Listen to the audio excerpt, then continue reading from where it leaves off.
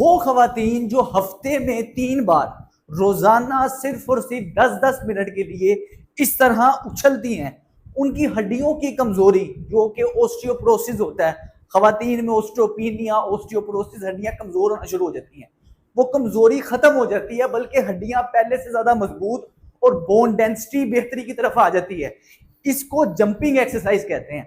अगर आप इस तरह जंप कर लें ठीक है, नहीं तो वो जो आपके पास रोप आती थी जिसे रस्सा टापते थे पहले जमाने में खवातीन, अब भी अक्सर खवातीन ये करती हैं, रोजाना नहीं करनी, हफ्ते में बस 3 दफा एक टाइम में 10 मिनट के लिए करें। अगर आपको घुटनों में दर्द है, आप नहीं इस तरह जंप कर सकते, कोई मसला नहीं, जबरदस्ती दर्द नहीं निकलवानी, आप हल्का हल्का पंजों के बल लाएं, एड़ी के ऊपर इस तरह गिरे आहिस्ता आहिस्ता।